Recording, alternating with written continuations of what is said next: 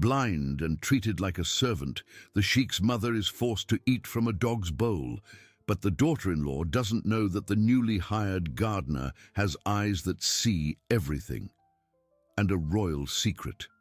The thin afternoon air, once fragrant with jasmine and the promise of a peaceful twilight, froze around Amira. The shovel the gardener held, still caked with earth, suddenly seemed a weapon, a scepter, a symbol of unquestionable power. Gone was the humble curve of his shoulders, the submissive gaze. The eyes that now fixed on her were those of a hawk, incisive and relentless, and in them Amira saw not the image of a servant, but the terrifying reflection of her own destiny. A scream caught in her throat. No, it couldn't be. The sheikh was away on a journey. The sheikh was her husband, the man she manipulated with an artistry bordering on mastery. This was the gardener. But the way he carried himself, the menacing stillness that emanated from him, belied any disguise.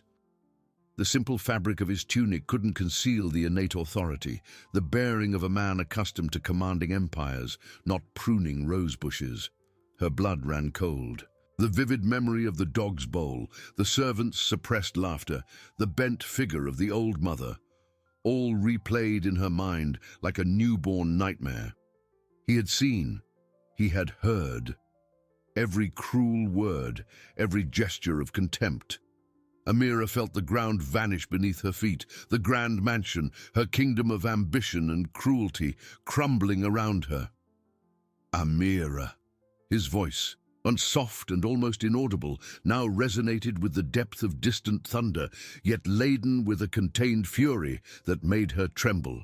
It was not a question, but a declaration, a sentence. It seems my flowers weren't the only things to wither in my absence.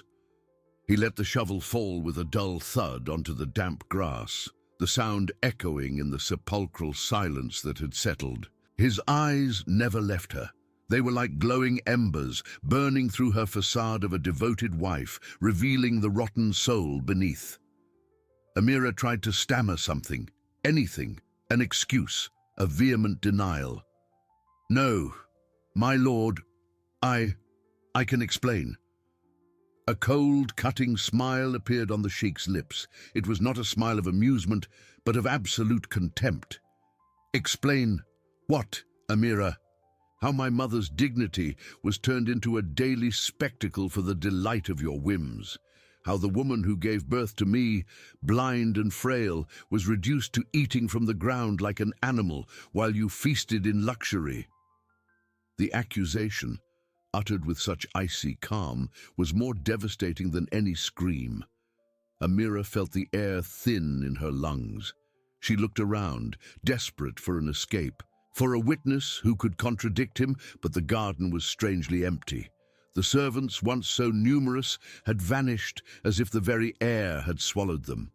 She was alone, exposed under the gaze of her judge. Suddenly, a faint moan from the direction of the fountain broke the tension. The sheikh's mother, still seated on her stone bench, her head slightly tilted, seemed to be awakening from a light sleep. Her thin lips moved, as if trying to discern the charged atmosphere surrounding her. Her presence, so vulnerable, only served to intensify the sheikh's silent fury. He took a step forward, and Amira instinctively recoiled, hitting her back against a rosebush whose thorns caught in her silk dress. The sheikh didn't touch her, but the proximity of his presence was torture. "You mistook my absence for permission, Amira," he whispered, his voice lethally low. "You mistook a man's patience for his weakness. But the desert teaches one to wait, to observe. And now, Amira, it is time to reap what you have sown." The sheikh's eyes moved slowly, sweeping over the opulent mansion, every detail of its luxury, then returned to Amira, trapping her in her terror. The setting sun painted the sky orange and purple, but for Amira, the world had plunged into endless darkness, where only the shadow of her own ruin loomed, immense and inevitable. Justice, she realized with a shiver that ran down her spine, had arrived, and there would be no escape. Amira's scream finally escaped, a hoarse, strangled sound that was lost in the vast garden. "No, my lord, I swear it's not what it seems. I care for her, I love her as if she were my own mother." Her words were a desperate tangle of lies and pleas, but the sheikh merely watched her, his eyes unwavering, like those of a predator who had already chosen its prey. He ignored Amira. His attention now turned to the fragile figure of his mother. With slow, deliberate steps, the sheikh approached the fountain. Amira, still leaning against the rosebush, felt the thorns pierce her skin, but the physical pain was insignificant compared to the terror that consumed her. She watched the sheikh kneel before his mother, the imposing posture of the ruler replaced by the tenderness of a son.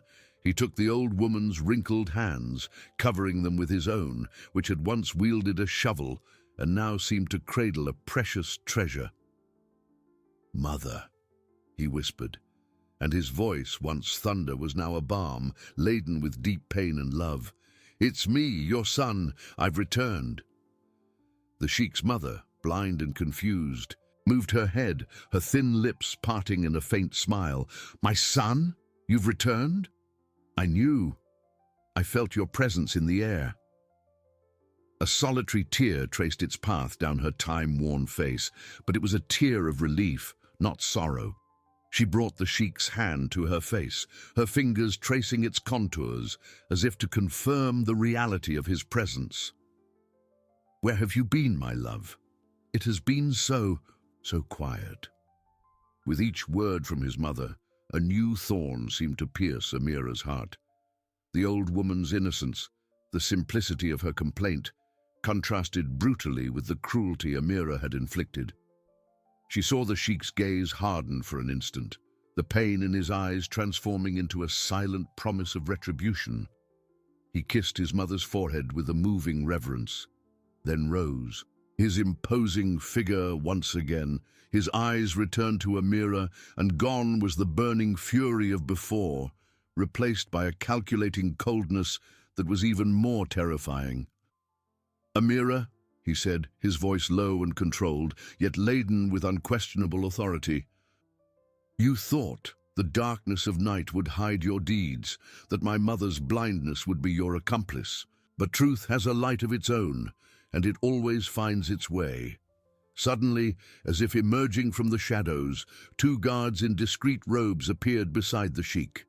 Amira hadn't seen them arrive, and their silent appearance only intensified her panic. They stood with impeccable discipline, awaiting orders. "Take her," the sheikh commanded, without averting his gaze from Amira, "to the humblest quarters in the service wing. Let her be stripped of all her jewels and luxurious garments. Let her be given only the essentials for subsistence, and let no one, under penalty of my wrath, speak to her or offer her any aid, except to ensure she does not perish." Amira gasped, her eyes wide with horror. "No, my lord, please, I am your wife. You cannot do this." She tried to take a step towards him, but the guards moved with terrifying efficiency, intercepting her and holding her by the arms. "Wife?" The sheikh uttered the word with a contempt that made her shrink. "A wife honors her home and her family. You have dishonored everything I cherish. This is just the beginning, Amira, the first seed of your harvest." He gestured with his hand, and the guards began to drag her away. Amira struggled, her screams echoing through the now dark garden, but they were empty cries, devoid of power, devoid of hope. She looked back at the sheikh's figure beside his mother, the image of a loving son and a relentless judge. The luxury that surrounded her, the power she believed she possessed, all faded. The mansion, once her kingdom, was now her prison. The sheikh watched her being led away, his expression impassive. When Amira's screams ceased, swallowed by the distance and the mansion's corridors, he turned to his mother, who still held his hand. "Don't worry, my mother," he said, his voice soft again. "The darkness is gone. Light has returned to our home." But as he spoke, his eyes fixed on the empty ceramic bowl on the ground near the fountain, The memory of the humiliation still hung in the air, and the Sheikh's promise of justice was a silent, relentless force, ready to manifest. Amira's game was over. His had just begun. Chapter 4:15. The dragging of Amira through the mansion's corridors was a macabre echo of her downfall. The guards, once invisible, were now the silent personification of her disgrace. Their iron arms held her with relentless firmness, and each step pulled her further from the luxury she considered her inalienable right. The screams that escaped her throat, once strangled, were now pure terror, but no one dared to raise their eyes or offer help. The servants, once subservient and fearful of her wrath, now hid in the shadows, their furtive glances laden with a mixture of fear and perhaps veiled satisfaction. The descent was literal and metaphorical. From the opulent upper floor, Amira was dragged into the mansion's bowels, to the service wing, a labyrinth of narrow corridors reeking of grease and soap. The scent of jasmine and incense was replaced by the acrid odor of sweat and mold. The door that opened for her was not carved and inlaid wood, but simple rough oak. Inside, there was no silken velvet, but a straw bed covered by a coarse wool fabric, an earthenware bowl, and a water pitcher. The walls, once adorned with Persian tapestries, were bare and cold. The guards released her with a rough shove. Amira fell to her knees on the stone floor, the impact reverberating through her bones. Without a word, they stripped her. The silk dress was torn from her body, the jewels ripped from her neck, wrists, and fingers with indifferent brutality. The sparkle of her diamonds and emeralds was swallowed by the corridor's darkness as the guards collected them. A coarse linen tunic, simple and unadorned, was thrown over her. Humiliation was a mantle heavier than any luxury she had ever worn. When the door closed with a final thud, the sound sealed her fate, plunging her into a darkness that seemed denser than night itself. The silence that followed was deafening, broken only by her own muffled sobs. While Amira drowned in her new reality, the Sheikh, in contrast, acted with deliberate calm. He remained by his mother's side, the tenderness in his eyes a stark contrast to the coldness he had directed at his wife. He led her back to her chambers, not the luxurious ones Amira had usurped, but her own, more modest, yet imbued with memories and comfort. He ordered the finest servants to bathe her with perfumed waters, to dress her in the finest silks, and to prepare a meal fit for a queen. He sat beside her, holding her hand, listening to her fragmented stories, the pain in his heart an open wound, but his resolve unshakable. Later, with his mother peacefully asleep, the Sheikh summoned the heads of his vast staff of servants. The meeting room, usually a hub of whispers and intrigues, was now silent and tense. The faces of the men and women, once accustomed to averting their gaze, were now fixed on him, their eyes wide with fear. "I saw," the Sheikh's voice resonated low but powerful, filling every corner of the room. "I saw what happened in my absence.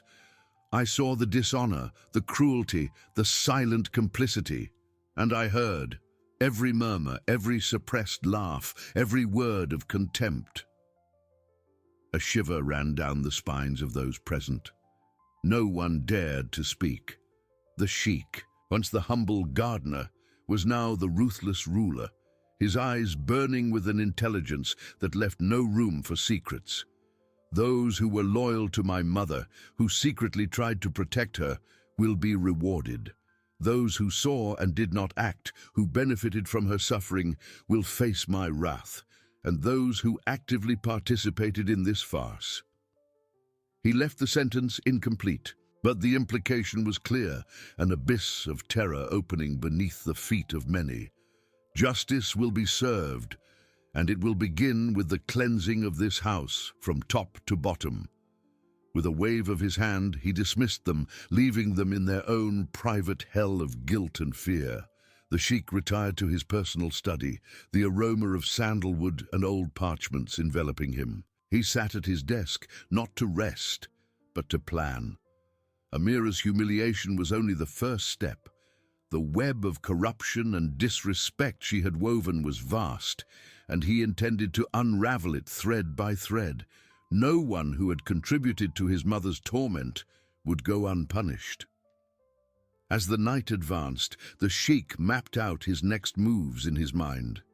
There would be no haste, only the cold precision of a man who had waited, observed, and was now ready to act.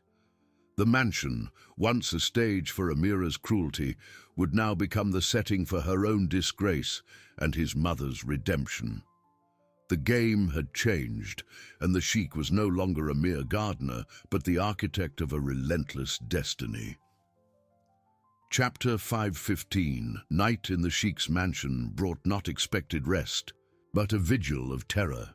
The silence, once heavy with complacency, was now an omen, broken only by the furtive footsteps of guards and the muffled whispers of servants who still dared to remain at their posts. The sheikh's orders had been clear, and their execution relentless. The first to feel the weight of his wrath were those who had most directly benefited from Amira's cruelty, those who had chuckled softly, who had murmured words of scorn, who had averted their gaze, or worse, actively participated in the old woman's humiliation. One by one, they were summoned, not for a public trial, but for a silent encounter with the fate the sheikh had charted. No screams, no fanfare, just the sudden absence of familiar faces in the kitchens, gardens, and corridors. In the humblest quarters, Amira trembled.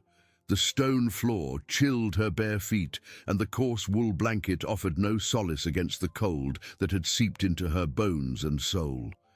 Hunger gnawed at her stomach, but it was the hunger for power and recognition that tormented her most.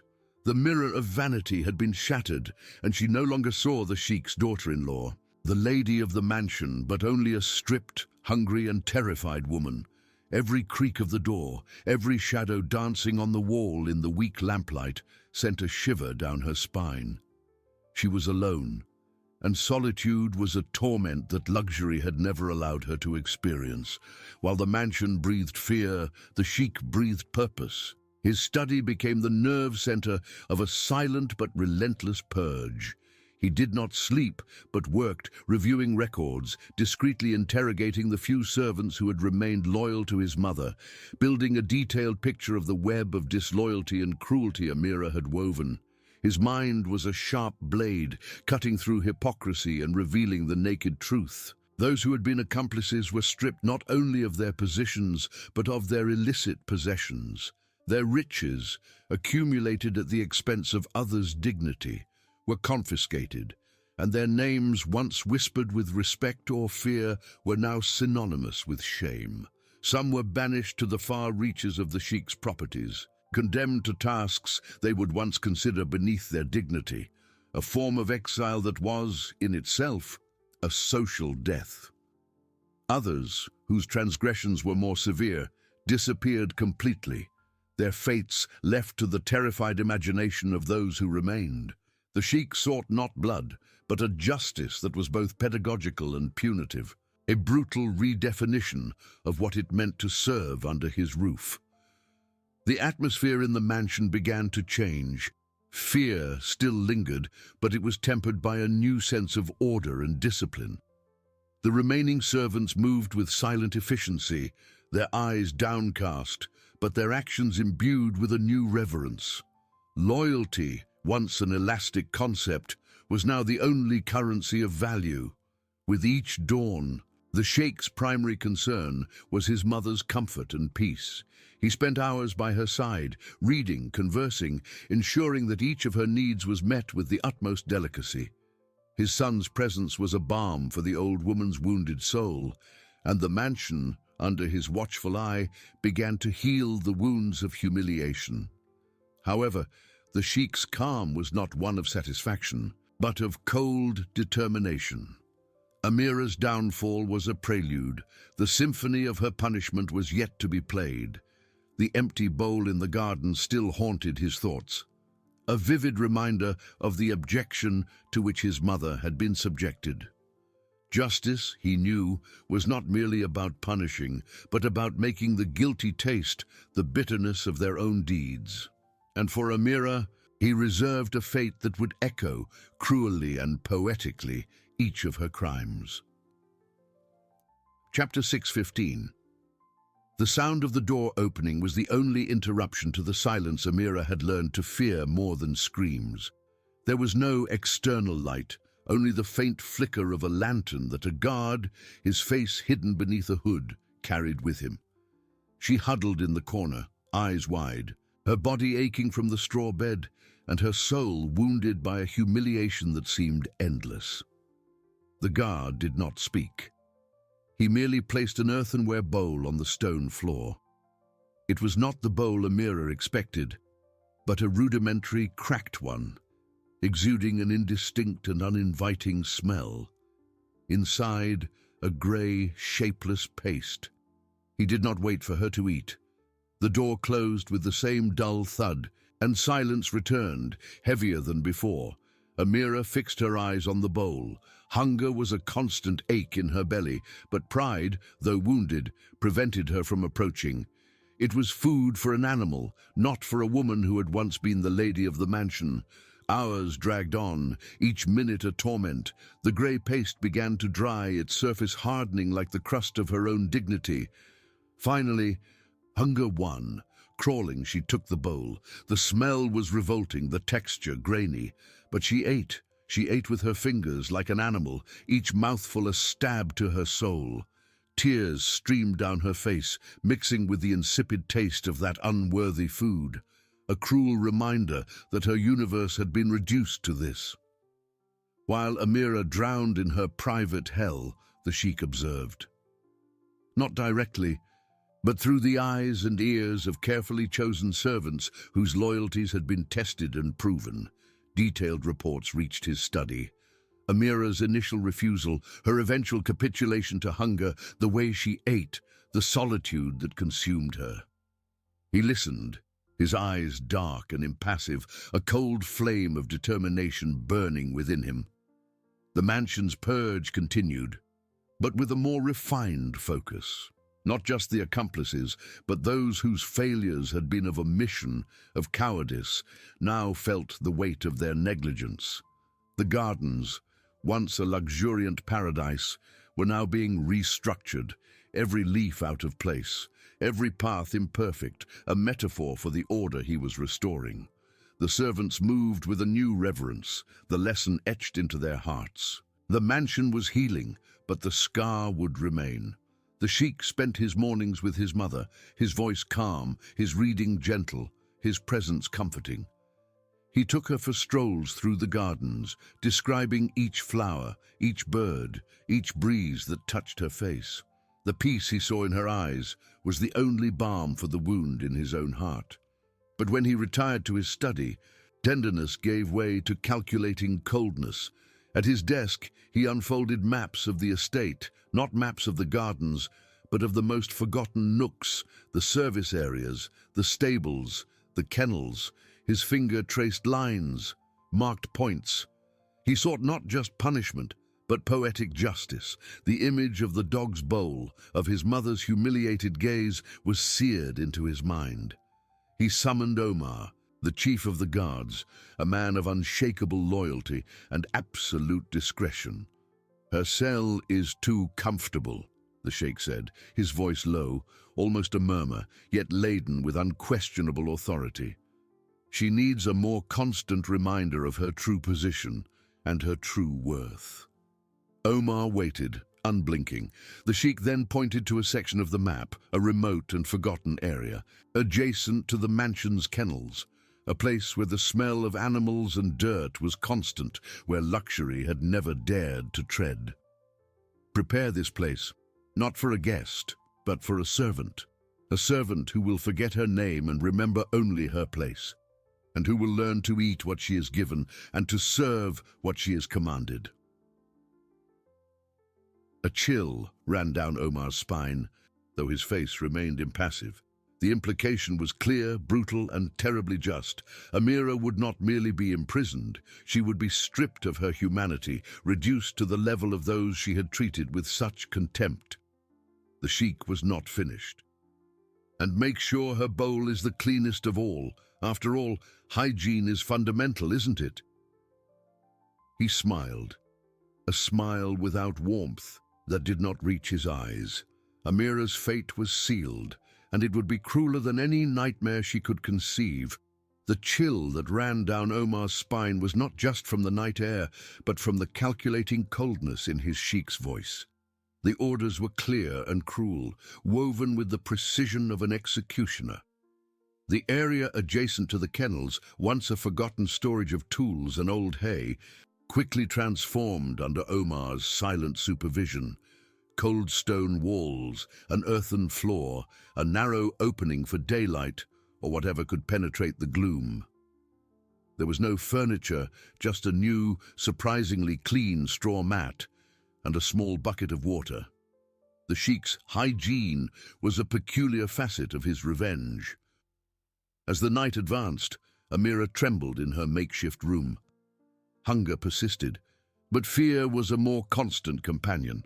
The dense air of the mansion seemed to whisper secrets, and every dancing shadow was an omen. When the door opened again, it wasn't the usual guard.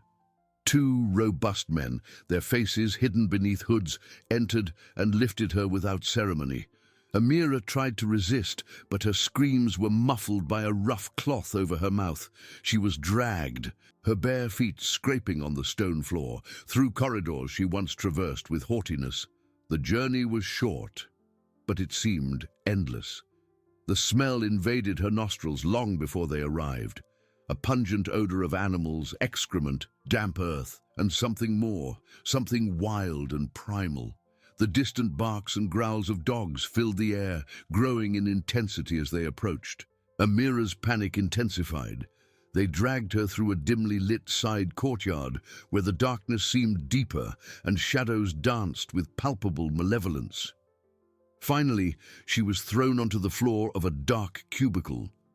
The cloth was removed from her mouth and she coughed, the fetid air filling her lungs. The smell of dogs was overwhelming here, mixed with mold and earth. She fumbled in the dark, her hands finding the coldness of the stone walls and the roughness of the earthen floor. A furious bark, very close, made her flinch. The sound of chains dragging on the stone floor outside her cell was a constant reminder of the animal's proximity.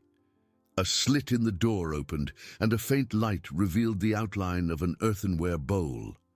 This time, however, it was not a cracked and dirty bowl like the previous ones. It was, in fact, immaculate, white, smooth, clean to the point of gleaming, and inside it, the same grey, shapeless paste she already knew, but with an even stronger and more repulsive aroma. Beside the bowl, to her utter dismay, was a pot of water, and within it, a wooden spoon. A spoon. To eat that abject mixture. Amira recoiled, her stomach churning. The irony was brutal. The cleanest bowl of all was a cruel mockery, a mirror of her own shattered dignity. She was a prisoner of the dogs, her food identical to theirs, yet served with a formality that made the humiliation even more acute.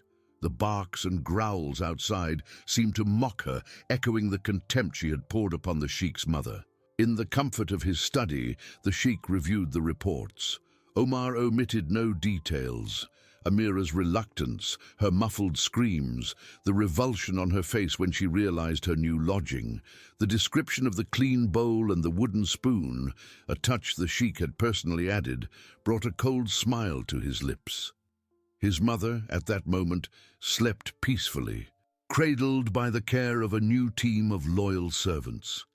The mansion was becoming a sanctuary for her, while for Amira it became a carefully orchestrated hell. The sheikh knew that the punishment was not just physical, but psychological. It was about dismantling every vestige of her pride, of her identity as the lady of the mansion. She had treated his mother like an animal. Now, she would live among them, Eating like them, her worth reduced to less than that of a guard dog. Justice was being served, bite by bite, as cold and relentless as the stone of her new cell. And this was just the beginning. The smell of the dogs, he thought, would be a constant reminder for her and for him, a sweet revenge. Amira awoke, if one could call it awakening, with a start. There was no light, only dense darkness and the smell. Oh, the smell! Penetrating, overwhelming, a pungent mixture of animal excrement, sweat, damp earth, and something more, something wild and primal that clung to her skin, her hair, her soul. The distant barks of the previous night were now an incessant chorus, growls and whines mixing into an infernal cacophony that seemed to vibrate in the very stone walls of her cell. She fumbled in the dark, her hands finding the roughness of the straw mat, the earthen floor beneath her feet. There was no window, only a narrow slit at the top of the wall, through which a faint grey light began to seep, revealing the crudeness of her new prison. The walls were bare, the air heavy and cold. She was in a hole, a stone cubicle adjacent to the mansion's kennels. The irony was a sharp blade in her chest. She, who had treated the Sheikh's mother with less consideration than an animal, now lived among them. Hunger, ever present, now mingled with a constant nausea. Every breath was a torment. She tried to shrink, to huddle, but there was no refuge from the smell. The sound, the overwhelming reality of her degradation. Hours dragged on, marked only by the subtle change in the intensity of the light filtering through the slit. Then, the sound. The dragging of chains, the creak of a door, and the momentary silence of the dogs, as if they too were waiting. A small opening in her cell door clicked open. A hand, wrapped in dark fabric, pushed the bowl inside. The same immaculate white bowl from the previous night, with the same grey, shapeless paste. Beside it, the wooden spoon, a cruel reminder of the Sheikh's hygiene. Amira recoiled, her stomach churning in revulsion. Dignity, which she thought she had lost, still fought a last gasp amidst the suffocation. But hunger was a relentless master, and the fear of being seen refusing, of being punished even more, was an invisible whip. With trembling hands she picked up the spoon. It was heavy, rustic. Each mouthful of that insipid, grainy paste was torture. She ate, not for pleasure, but for survival, each movement an act of surrender. Tears streamed down her face, mixing with the bitter taste of humiliation.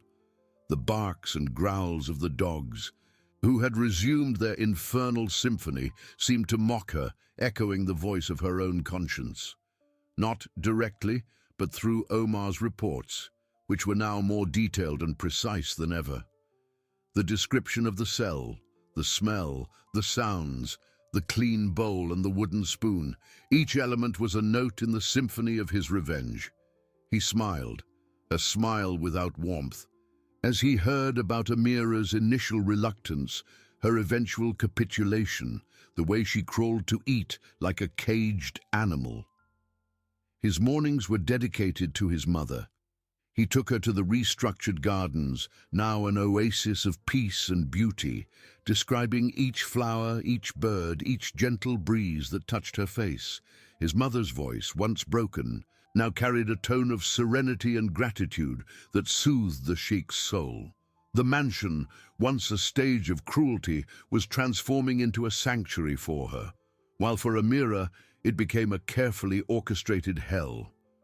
In the comfort of his study, far from the smells and sounds that enveloped Amira, the Sheikh reviewed the plans, not just those for the estate, but for the life Amira would lead. There would be no quick end to this torment.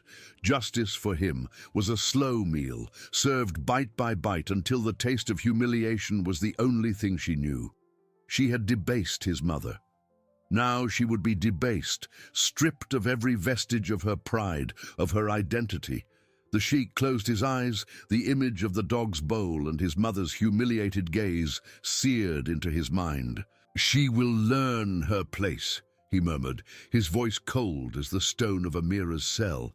and she will remember what she did. This was just the beginning of her re-education. The routine was relentless, but there was no escape. The next morning, Omar fully opened the cell door. Amira recoiled, her eyes sensitive to the more intense light that invaded the cubicle. "Get up, Amira," Omar ordered, his voice as flat as the desert. "The Sheikh has prepared a new opportunity for you, a chance to, contribute."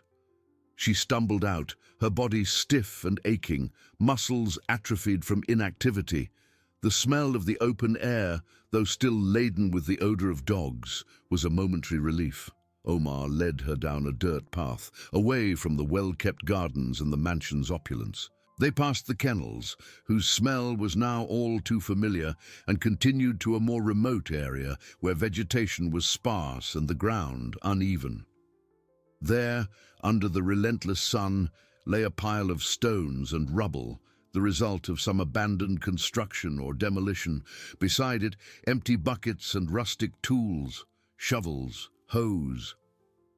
"Your task," Omar announced, pointing to the pile, "is to move these stones to the other side of the wall, all of them, and the rubble must be separated and taken to the disposal pit.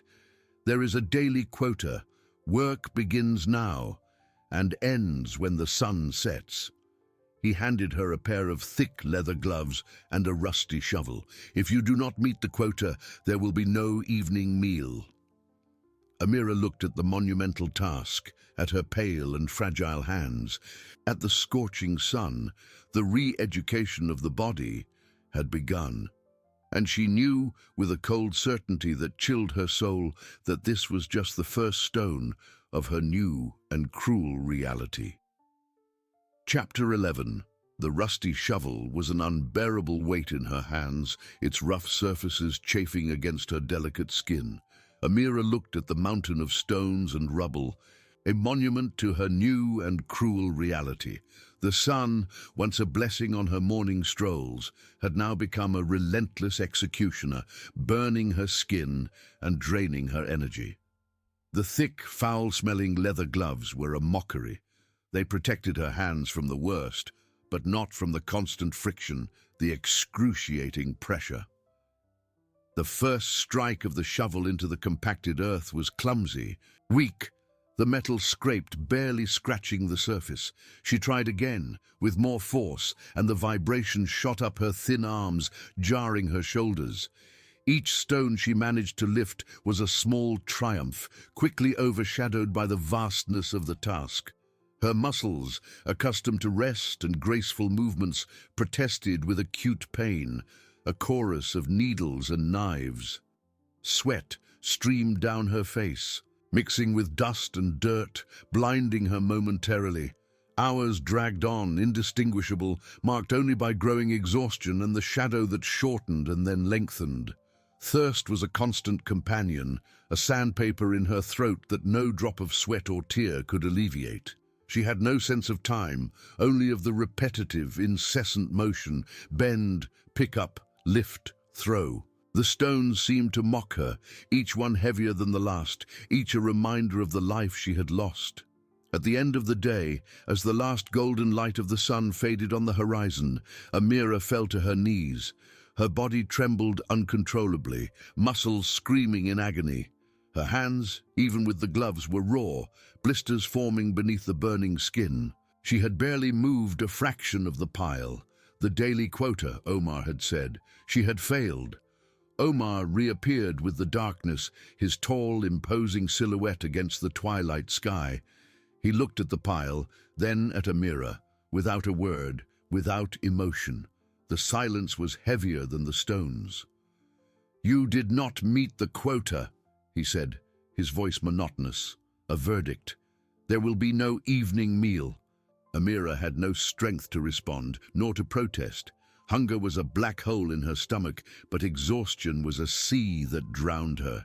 She was led back to the cubicle, stumbling, each step a battle against pain and imminent collapse. The darkness of the cell was a relief, a veil over her humiliation. In the comfort of his study, the Sheikh reviewed Omar's report. The description of Amira's exhaustion, her inability to meet the quota, the tacit refusal of her evening meal, everything was noted with the same clinical precision. The sheikh smiled. His mother, at this moment, was receiving a relaxing foot massage, while a servant read her an ancient poem. He had reintroduced to her not only luxury, but the dignity of rest. "She is learning the limits of her own body, my sheikh," Omar observed. "Yes," the sheikh replied, his gaze fixed on a different map, one that detailed the flow of underground waters on the estate. "But the learning of the body is only the prelude. The true lesson, Omar, is about the resilience of the spirit and the nature of the estate." He traced a line on the map, indicating an arid area, where water was scarce and irrigation work incessant. "We need to ensure she understands the value of every drop and of every grain of sand."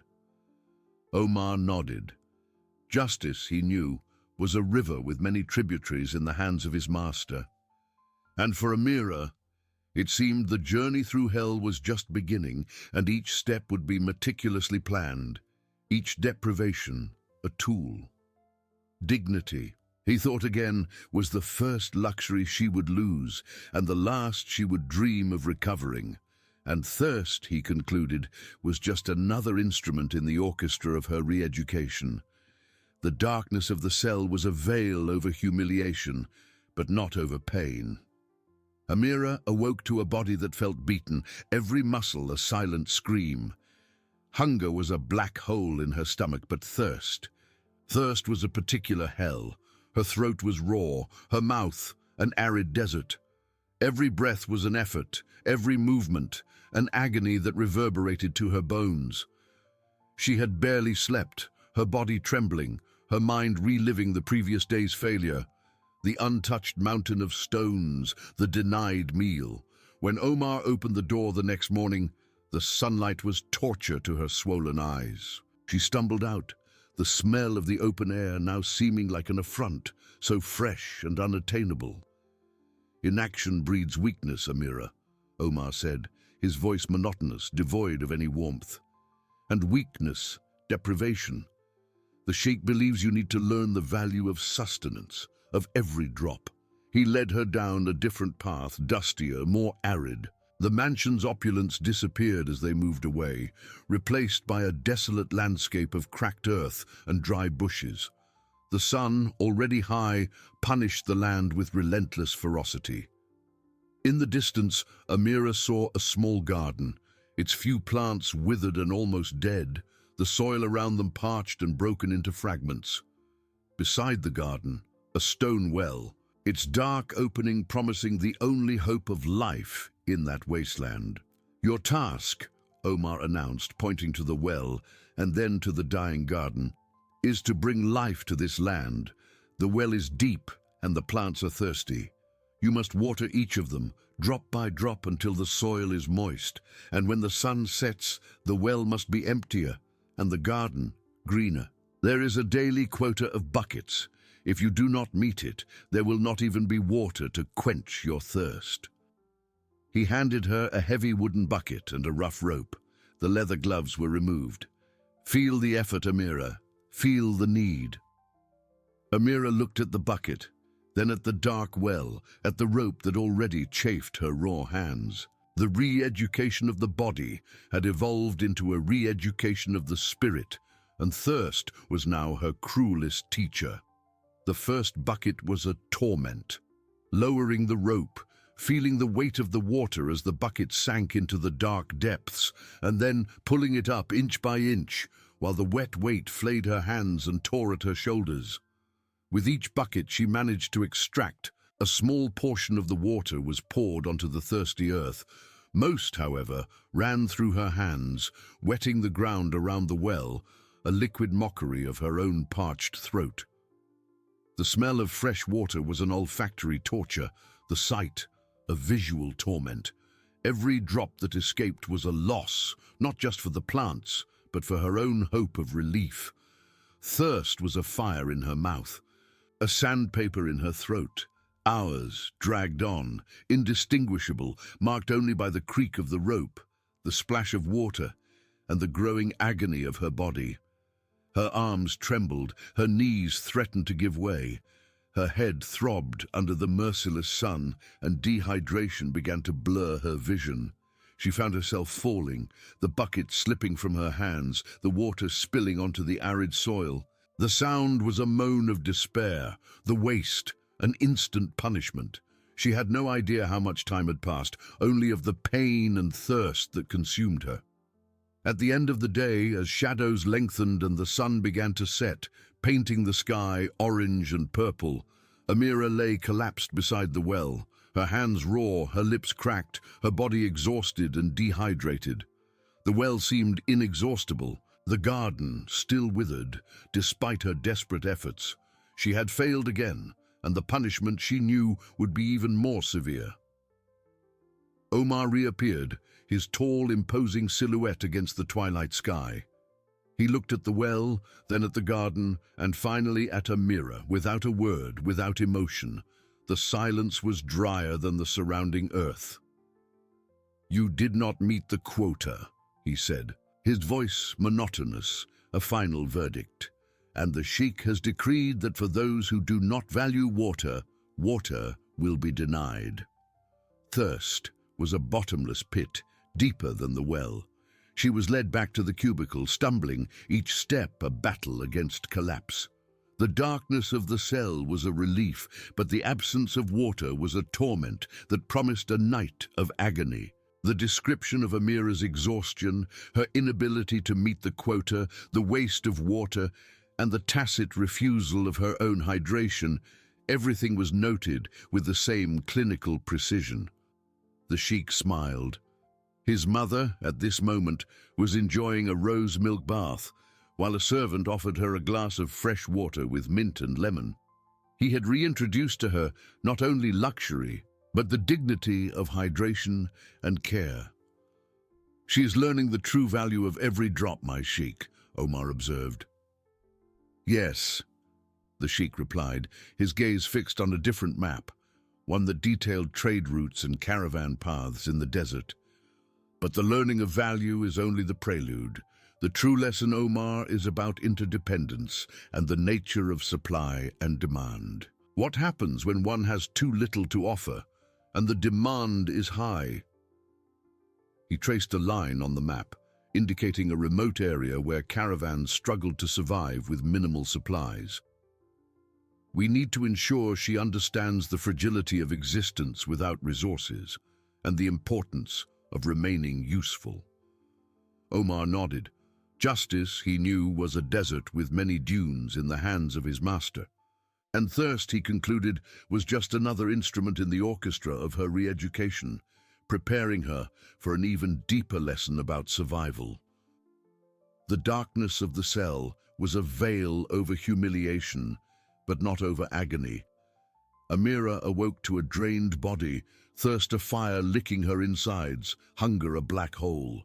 Her clouded mind barely formed thoughts, only the repetition of failure and deprivation. When Omar opened the door, the sunlight was a knife. She stumbled out. "Inaction breeds weakness, Amira," Omar said, his voice monotonous. "The Sheikh believes you need to learn the value of supply and demand, of being useful. No water, no food." He led her down an even more remote path. The mansion's opulence had completely vanished, replaced by rudimentary, isolated adobe structures. Some bent figures worked with piles of dry fibers. "Your task," Omar announced, pointing to a hut and a pile of rough reeds, "is to transform these fibers into something useful, to weave simple but sturdy mats. There is a daily quota. Your sustenance, water and dates will not be provided. You must trade for it with the post guardian there." He indicated a corpulent man. "He will assess your work. If your mats are of quality, he will give you what you need. If not, nothing. What happens, Amira, when one has too little to offer and the demand is high?" He handed her a bone hook and a worn piece of fabric. "Feel the need to be valuable and the cost of uselessness." Amira looked at the reeds, at the hook, at the fabric that barely covered her already raw hands. The re-education of survival demanded usefulness as her only currency. The first reed was a torment. Rough fibers cut her skin. Swollen fingers barely manipulated the material. Weaving seemed impossible. Each attempt resulted in a useless tangle. Thirst was a fire, hunger an abyss. The smell of dust and effort was an olfactory torture, the well-made mats of others, a visual torment. Each broken reed, each undone knot, was a loss of hope.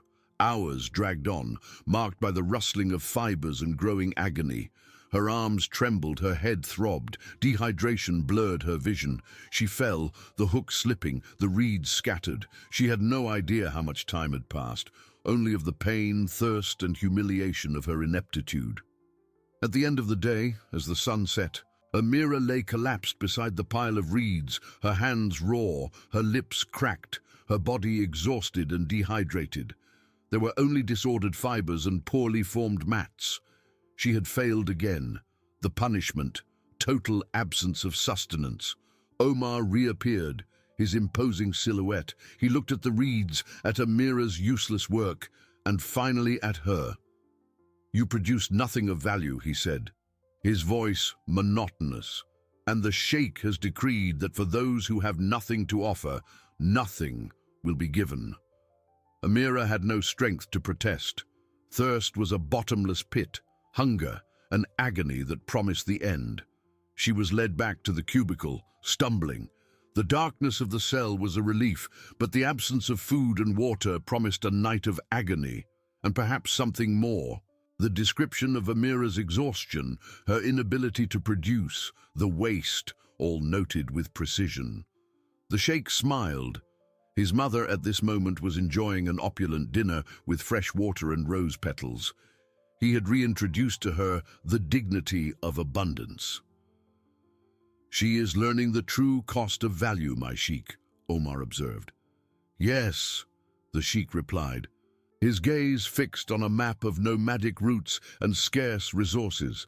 "The true lesson, Omar, is about interdependence and the fragility of existence. What happens when someone becomes a burden? We need to ensure she understands the importance of contributing to the community, even minimally, and the consequence of not doing so." Omar nodded. For Amira, uselessness was another instrument in the orchestra of her re-education, preparing her for an even deeper lesson about survival and exclusion, an even deeper agony. Thirst was a desert in her mouth, hunger a nauseating abyss. Her body, an inert weight, barely responded to the commands of her clouded mind. Every breath was an effort, every heartbeat a slow drum of despair. The darkness of the cell was no longer a relief, but a veil over her own disintegration. When Omar opened the door, the morning sunlight was a physical blow. Amira stumbled out, her knees buckling, her vision blurred. "Uselessness breeds exclusion, Amira," Omar said, his voice monotonous, an echo of the emptiness that consumed her. "The Sheikh believes you need to understand the value of contribution and the cost of being a burden." He led her down a path that wound away from the mansion into the depths of a smaller, more arid oasis. There, a small community of workers, their skins tanned by the sun and their eyes marked by deprivation, lived in simple tents. They cultivated a small patch of land with desperate dedication, extracting life from ungrateful soil. "Your task," Omar announced, pointing to a stretch of parched earth and a small, barely winding stream, "is to help maintain the communal irrigation system. The Sheikh has decreed that every member of this community must contribute to its survival.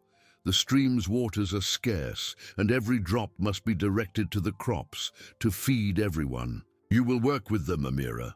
Your sustenance will come from the portion you help secure. If you do not contribute, there will be no portion for you." He handed her a worn wooden shovel and a leaky bucket. "Feel the need to be part of the whole, and the weight of being a burden." Amira looked at the shovel. at the useless bucket, at the lands that seemed as thirsty as she was. Her hands, already raw, ached at the rough touch of the wood.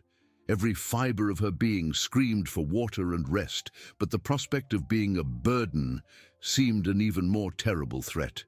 She dragged herself to the stream, trying to keep up with the others. The sun punished and dehydration made her head spin. The shovel was too heavy, the leaky bucket a mockery. She tried to divert the water, dig small channels, but her movements were slow and uncoordinated. The water slipped through her fingers, lost in the sand. The other workers, their gazes devoid of any sympathy, merely watched her with a heavy silence. They already knew the struggle, the cruelty of scarcity. Amira was just another mouth, and one that was not proving useful.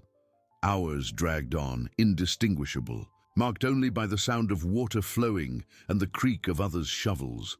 Her arms trembled, her entire body protested. Thirst and hunger were a constant ache, and the humiliation of her ineptitude added to the physical agony. She fell again, the shovel slipping from her hands, the bucket rolling. No one moved to help her. The sound was a moan of despair, the waste of water, an unforgivable sin. At the end of the day, as the sun set, painting the sky in fiery hues, Amira lay collapsed by the stream, her hands raw, her lips cracked, her body exhausted and dehydrated. The small irrigation section assigned to her was in disarray, the water lost, the earth still dry. When the community gathered for the meager evening meal, a handful of dates and a sip of water for each, Amira watched from afar. The community elder, a man with a grave face and tired eyes, looked at her. "You did not contribute," he said, his voice low but firm. "The plants you were supposed to water are withered. The water you were meant to direct was lost. There is no sustenance for those who do not help cultivate it." Amira had no strength to protest, nor to beg, but the exclusion, the feeling of being rejected, of being a burden in a world of scarcity, was the most acute pain of all. The darkness of the cell was a veil over her humiliation, but not over her agony. The description of Amira's exhaustion, her inability to contribute, the waste of water, and the subsequent exclusion from the communal meal, all noted with the usual clinical precision. The sheikh smiled. His mother, at this moment, was enjoying an opulent dinner with fresh water and rose petals served by solicitous hands. He had reintroduced to her the dignity of abundance and the warmth of care. "She is learning the true cost of uselessness, my sheikh," Omar observed. "The true lesson, Omar, is about absolute dependence and the fragility of existence when one is completely devoid of value. What happens when one is at the mercy of charity and there is no charity to be offered? We need to ensure she understands total powerlessness and the despair that accompanies the loss of all hope." Omar nodded. And for Amira, exclusion was just another instrument in the orchestra of her re-education, preparing her for an even deeper lesson about survival, dependence, and the annihilation of the spirit. The sheikh, Omar thought, was forging a new kind of desert, one within Amira herself. Amira awoke, or perhaps not. The darkness of the cell was a veil so thick that there was no distinction between sleep and waking, between reality and delirium. Her body was an empty shell, muscles atrophied, skin stretched over protruding bones. Thirst had transformed from an acute pain into a permanent dryness, sand in her throat that not even saliva could moisten anymore. Hunger was a black hole, sucking not only energy, but the very will to exist. She no longer thought. Words, memories, even the hatred that had driven her for so long had dissolved in the fog of deprivation. There was only a fragmented consciousness of pain and emptiness. She was not Amira, the ambitious daughter-in-law, the woman of power. She was just a body, a receptacle of agony awaiting the end. When the door opened, there was no shock, no relief. The sunlight was a blur, Omar's face an indistinct smudge. He said nothing. He merely dragged her out like an inert burden. Amira did not resist. Wherever he took her, it could not be worse than the desert that dwelled within her. He led her back to the mansion, not to the opulent gardens she once scorned, nor to the halls where she reigned, but to the back, to the service courtyards, where the lowest and most invisible servants worked. Her new function, Omar explained in a monotonous voice, was to clean. To clean the stables, the storerooms, the forgotten corners, far from the eyes of the masters. Her sustenance would be whatever remained from the lowest servants' meals, if there was any. Day after day, Amira dragged herself, a shadow among other shadows. Her movements were slow, mechanical. Dirt was her companion. The smell of wet straw and debris, her perfume. She saw no one, spoke to no one. She was less than a presence. One day, as she swept an inner courtyard adjacent to a small resting area where the sheikh's mother used to spend her afternoons, Amira heard voices. The soft voice of the elder woman and another, deeper, which she vaguely recognized from somewhere distant in her memory. She ignored it. Voices were just noises. Her work led her closer. She was bent over, scrubbing a stubborn stain on the stone floor, her hands raw, her tangled hair falling over her face. The scent of roses wafted through the air, coming from the elder woman's small garden. A shadow fell over her. Amira did not raise her head. She was accustomed to being ignored, to being stepped on. "You have worked well. A gardener," the elder woman said close by, but not to Amira. "The roses have never been so beautiful." "It is an honor to serve, my lady," replied the deeper voice. Amira stopped. There was something in that voice, an echo of authority, a tone that she, in her former self, would have recognized and feared. She slowly raised her head, her clouded eyes trying to focus. Before her, a man stood, his calloused hands holding a rake. His face was covered by a turban, but his eyes were piercing. They watched her with a cold intensity. The sheikh's mother, seated on her bench, smiled serenely. "The sheikh is a just man," she commented, as if speaking to herself. "He knows the value of loyalty and the importance of righteousness." The gardener took a step forward, directly towards Amira. He crouched, and the movement made his turban slip slightly. His eyes, those hawk-like eyes, fixed on hers, and then the turban fell completely, revealing a face that, despite the tan and lines of fatigue, was unmistakable. Amira staggered back, falling to a seated position, the cleaning shovel slipping from her hands. A sound, a strangled moan, escaped her parched throat. The sheikh, the powerful sheikh, not the anonymous gardener she occasionally saw sweeping leaves, not the man she thought she had deceived with her cruelty. He was there. He had seen her. He had watched her. The sheikh stood up, his imposing figure now without the disguise that had made him invisible. His eyes held no pity. "Yes, Amira," he said, his voice a whip in the air. "I am the gardener. I cleaned the leaves, I cleaned the courtyard, and I witnessed every act of your cruelty against my mother." Amira's terror was no longer thirst or hunger. It was the annihilation of her soul, the understanding that every humiliation she had inflicted, every contempt she had shown, had been seen by the one who held all power. Her re-education had not just been about survival, but about the revelation of her own monstrosity under the relentless gaze of her judge. The sheikh looked at his mother, who still smiled, oblivious to the drama. "My mother will enjoy her peace and dignity," he said, turning to Amira, his voice now an icy whisper only she could hear. "And you, Amira, will live. You will serve. You will be the invisible shadow that cleans the remnants forever. You will see my mother in her abundance, and you, in your misery, will be the eternal reminder of what happens when wickedness meets justice. Your hell will not be death, but life. A life of endless servitude, under the gaze of the one you scorned. and you will never again have a glimpse of hope." Amira couldn't scream, she couldn't move. Only terror. The absolute and paralyzing terror of a soul condemned to existence, yet devoid of life, eternally at the mercy of the one she had underestimated. The sheikh turned away, and the gardener's shadow seemed to hover over her again. Justice, he knew, was a desert with many dunes, and Amira had just found the cruelest of them, the dune of oblivion in life.